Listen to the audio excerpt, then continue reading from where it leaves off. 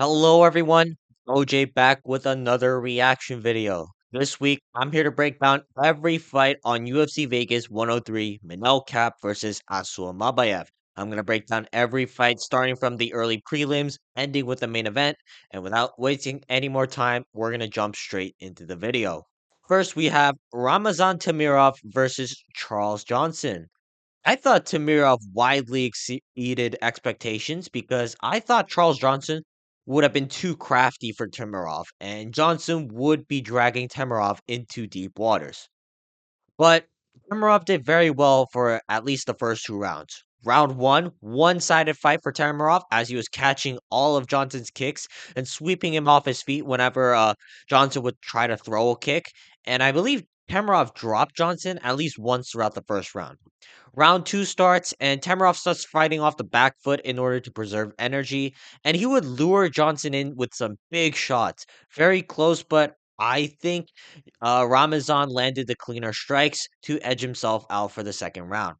Now, the third round, Charles Johnson started whooping up Tamarov's ass, but Tamarov was able to use his footwork to escape a lot of deadly combinations Johnson was trying to put together, and he did just enough to scrape by the round. To beat up Charles Johnson on the feet for at least two rounds is really impressive. The only thing I don't like about that fight was Tamarov in the third round, but Tamarov's cardio did hold up a lot better than I thought. I thought Ramazan Tamirov was going to have a great first round, but then start breaking from the second round onward. I would still be very reserved to pick Tamarov against any elite level flyweight, but either way, very good job from Ramazan Tamirov. Moving up the card, we have JJ Aldrich versus Andrea Lee. Both of these women are ass. And I'm not talking about cake. I mean that neither of these women should be in the UFC. Like, I don't care if you are bad. Stop throwing full combinations when you're shadowboxing out of range, trying to figure out how to hit your opponent. You can see throughout the whole fight, especially on Andrea Lee's side, where she would throw a 4-5 punch combination well out of range of JJ Aldrich. Like, bitch, get the fuck in there and rip that shit. JJ Aldrich, I guess, looked better, but not by much. She landed more punches and was able to stuff any takedown attempts from Andrea Lee. I know Andrea Lee is definitely getting cut after this, but not gonna lie, so should JJ Aldrich. This fight was fucking dog shit, and the fact that JJ Aldrich got her Brazilian Jiu Jitsu black belt off this fight is hysterical. Overall, a dog shit fight. Moving up the card, Danny Silva versus Lucas Almeida. I'm not gonna lie, this was a pretty disappointing performance from Danny Silva. Now, I thought Danny Silva landed the cleaner shots, but compared to what everyone else was able to do to Lucas Almeida in the past, I don't think Danny Silva's performance is all that impressive. Andre Philly knocked out Lucas Almeida in the first round. Pat Sabatini choked Lucas Almeida out in the first round. It just felt like Silva does not have any tools in his game outside of straight punches. Everything else Lucas Almeida was able to keep up with, and that's not a very good sign. Good job for getting the win, but I don't think Danny Silva will be able to progress that much further in the UFC.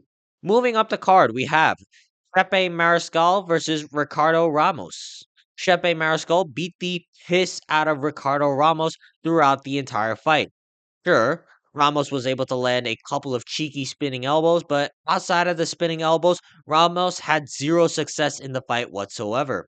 Shepe, from start to finish, pieced up Ramos in the boxing, landed the more damaging shots, and in the grappling, Shepe showed his elite level judo by ragdolling Ramos to the ground. The only thing I'm concerned about Shepe is his surprisingly lack of finishing potential. Every time Shepe had Ramos up against the fence, I was surprised to see that Ramos was still standing and fighting back. It's weird because Shepe was hitting him with some hard shots, but nothing to where I could smell the finish from Shepe's side. Either way, a dominant performance by Shepe Mariscal, and I hope to see him fight someone within the top 15 the next time he enters the cage. Moving up the card, we have Mario Pinto versus Austin Lane. Now, this is where the card starts picking up some steam. Mario Pinto put down Austin Lane with a clean 3-2 down the pipe in the second round. Crazy knockout. Now, I will say that Austin Lane looked on fire tonight. He pressed forward, he tried to wrestle whenever he could, and on the feet, he was holding his own by hitting Pinto with hard shots. But then as the second round starts, Lane gets too cocky, has both of his hands down, and Pinto was able to time a beautiful 3-2 and knock out Austin Lane cold. For a heavyweight striker, I thought Mario Pinto put together a very impressive performance because most heavyweight knockout artists don't time shit or set up shots. They just wing overhand heads in order to send their opponents to the Shadow Realm. But I'm impressed with Mario Pinto because there is method to the madness. I don't think he's ready for the top 15 as of yet, but give him time to develop, and I believe that Pinto will be able to make some noise in the heavyweight division. Moving up the card, we have Sam Patterson versus Danny Barlow. Crazy fight for as long as it lasted because Sam Patterson puts out Danny Barlow in the first round. I don't think anyone saw this coming from Sam Patterson. Hell, I said Sam Patterson was going to win, but even I didn't think it would be by right hand knockout of all things. There were a lot of iffy moments on the feet for Patterson because Danny Barlow was able to time left hands down the pipe. But the fact that Patterson was able to hold his ground and eventually time a counter to Danny Barlow's left hand was very impressive, in my opinion. I thought Barlow was going to cook Patterson's ass on the feet, and Patterson would have to find the takedown in order to turn the tide of the fight around. Oh, but no, I was wrong because once Patterson rocked Barlow with his first right hand, Patterson was a shark smelling blood in the water and just tore through Danny Barlow before the referee stopped the fight. Sam Patterson looked awesome in this fight, and I believe Patterson can be a legitimate threat in the 155-pound division. And I believe that Patterson will find himself a ranked opponent pretty soon. We're going to move up the card to Hyder Emil versus William Gomez. Holy shit, I love Hyder Emil. Dude is one of my favorite fighters on the roster right now after that performance against William Gomez. No matter what you throw at Hyder Emil, the guy never stops walking forward. I think Hyder Emil is one of the most underrated fighters on the roster right now because not even Joe Anderson Brito was able to put this type of pressure on William Gomez. Now, Gomez did a very good job of picking his shots and counters, but the pressure Hyder Emil was able to put together was otherworldly because I don't know how this guy just keeps going forward even after the punishment he would take throughout the first and second round. And not only that, Emil ripped some nasty hooks in the pocket and just made it a chaotic dogfight at times. This fight was a beautiful balance between technical skill and nonstop action, and from now on, Hyder Emil is one of my favorite fighters on the roster. We move up the card to Nasrat Hakparas versus Esteban Ribovics. Before I even react to the fight, I have a message for Saul Diamato and the rest of the judges who are scoring that fight.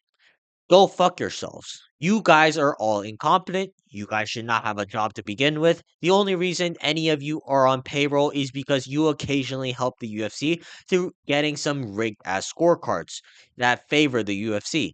Because there's no way someone with two functioning eyes can watch this fight and go, yeah, Nazareth Hackbrass won the fight. Oh, but he landed the cleaner shots. Yeah, it's easy to say Nazareth landed the cleaner shots when he's landed four left hands and body kicks over the span of a 5-minute fight. The majority of the time, Ribovix was just pounding Hackprass, who had no choice but to shell up unless he was able to find a left hand counter. Ribovics was even able to get through Hackprass's guard and land damaging blows as well. So the fact that Hackprass won the second round, according to the judges, is fucking insane. Fire Saul Diamato, and as far as I'm concerned, Esteban Ribovics won that fight. And unless you want to come up with another argument other than he landed four clean left hands that barely even stung Ribovics, I ain't trying to hear any justifications for this bullshit decision. Moving on to the co-main event, Cody Brundage versus Julian Marquez. This fight was absolute cinema for as long as it lasted. Both guys were trading hooks in the pocket, trying to cleave off each other's face off, and both guys were able to knock each other's mouthpieces out before Mark Smith stepped in. From there, you would think that Marquez would be able to just hound Cody Brundage because Brundage for the longest time was known to be a quitter. But no, Cody Brundage stands his base and starts firing back against Julian Marquez and ultimately dropped him with a right hand. And from there, Brundage pounced on Marquez, beating the absolute piss out of the Cuban Missile Crisis.